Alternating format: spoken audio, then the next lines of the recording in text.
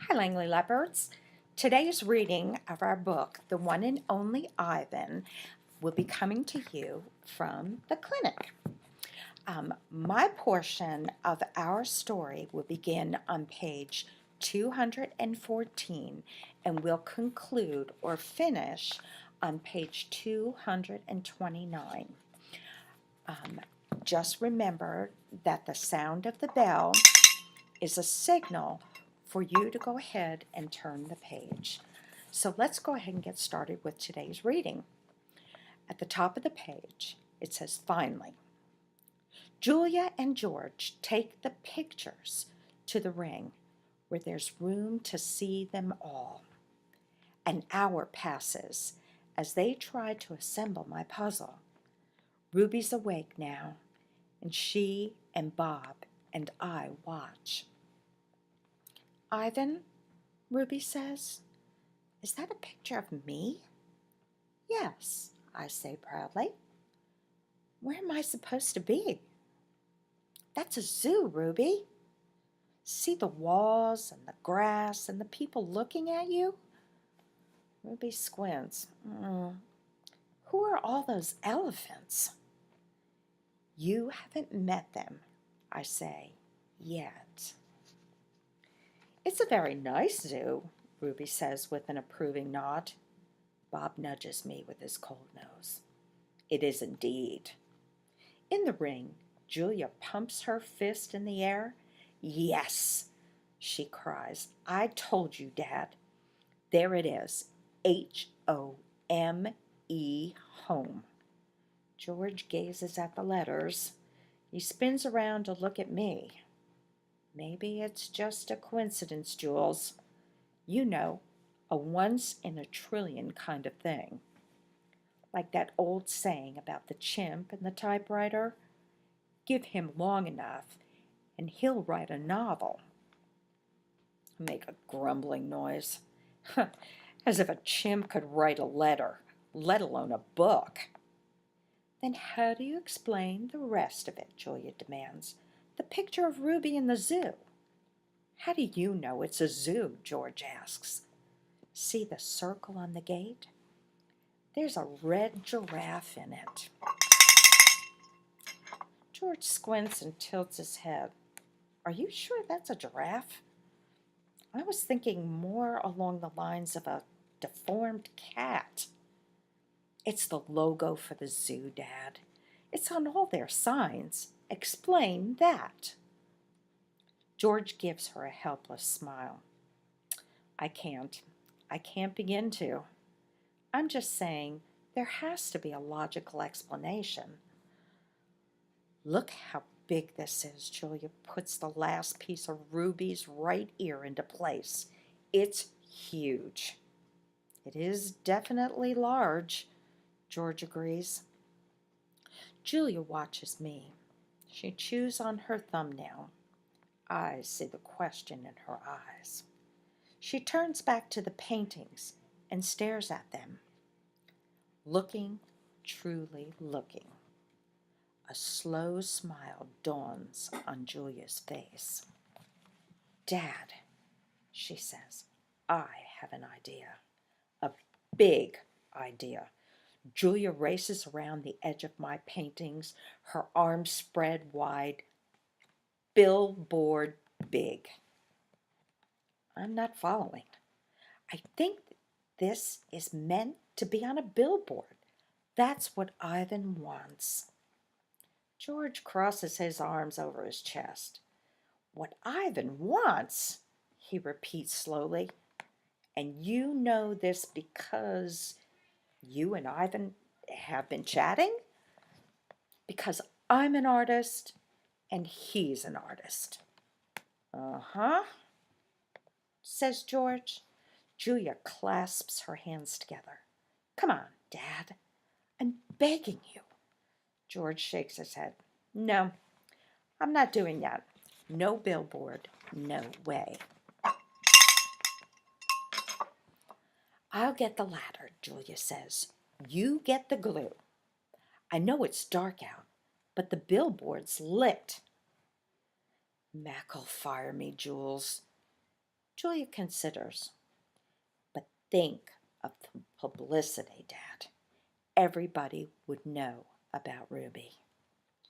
You want me to put up a sign that shows Ruby in a zoo with the words home on it in giant letters? George gestures toward my pictures, a sign, incidentally, that just happens to be made by a gorilla. Exactly. And you want me to do it without Mac's permission? George asks. Exactly. No, George says. No way. Julia goes to the edge of the ring, careful not to step on any of my paintings. She picks up Mac's claw stick. She walks back and hands it to her father. George runs a finger along the blade. She's just a baby, Dad. Don't you want to help her? But how would it help, Jules? Even if lots of people see Ivan's sign, it doesn't mean anything is going to change. I'm not exactly sure yet. Jules shakes her head. Maybe people will see the sign and they'll know this isn't where Ruby belongs. Maybe they'll want to help her, too. George sighs. He looks at Ruby. She waves her trunk. It's a matter of principle, Dad. Principal.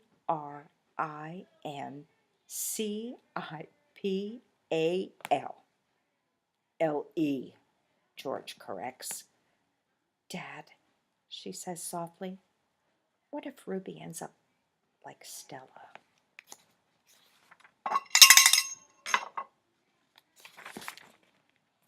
George looks at me, at Ruby, at Julia.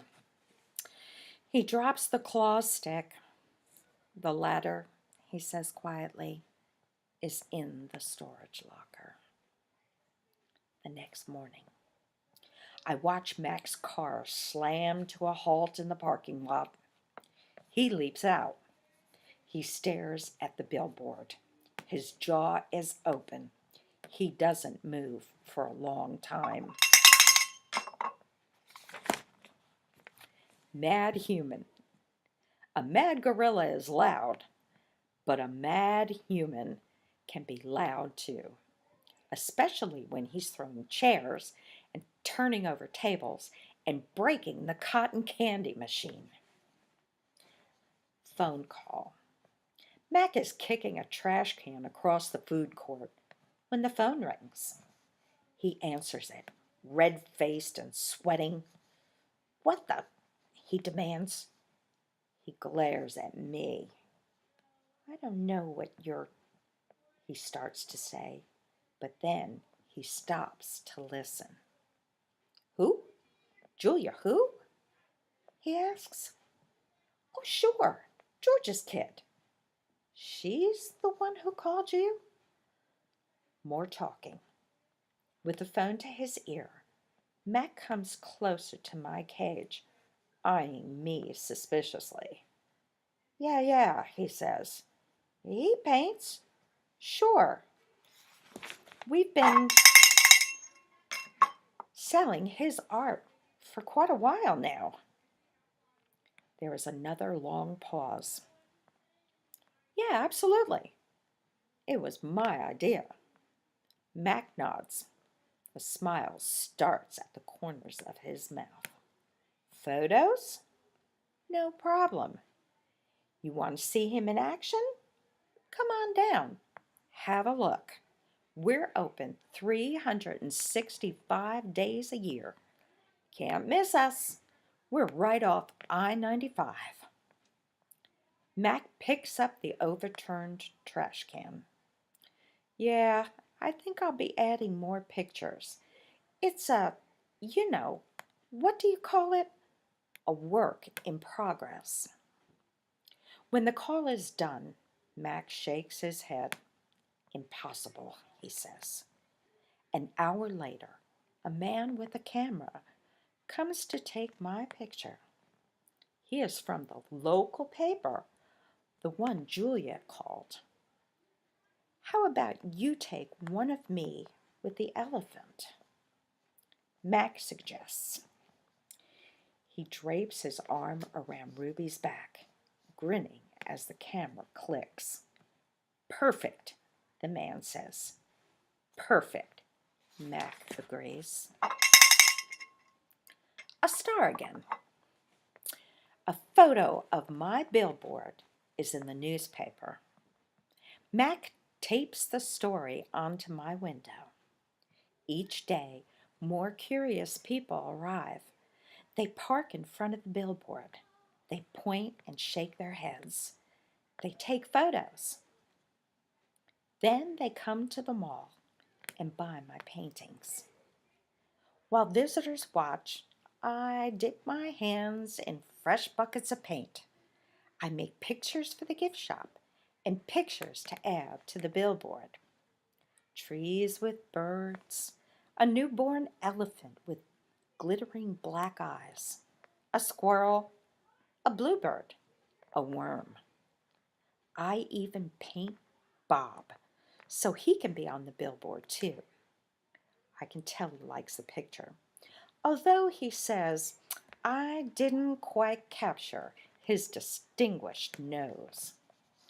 Every afternoon, Mac and George add my new pictures to the billboard. People slow their cars while they work. Drivers honk and wave. My gift shop pictures now cost $65 with frame.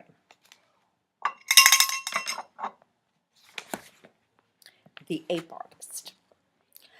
I have new names. People call me the Ape Artist, the Primate Picasso. I have visitors from morning till night, and so does Ruby. But nothing's changed for her. Every day at 2, 4, and 7, Ruby plods through the sawdust with the Snickers on her back. Every night she has bad dreams. Bob, I say, after I've soothed Ruby to sleep with a story, my idea isn't working. Bob opens one eye. Be patient. I'm tired of being patient, I say. Interview. This evening, a man and a woman come to interview Mac and also George and Julia. The man has a large, heavy camera perched on his shoulder. He films me as I make my pictures. He films Ruby in her cage with her foot roped to the bolt in the floor. Mind if I take a look around? He asks. Mac waves a hand. Oh, be my guest. While Mac and the woman talk, the cameraman walks through the mall. He pans the camera right and left, up and down. When his eyes fall on the claw stick, he stops. He trains his camera on the gleaming blade. Then he moves on. Well, my portion of the story has concluded, and we will pick up our reading again. I finished on page 229, and that's it for me.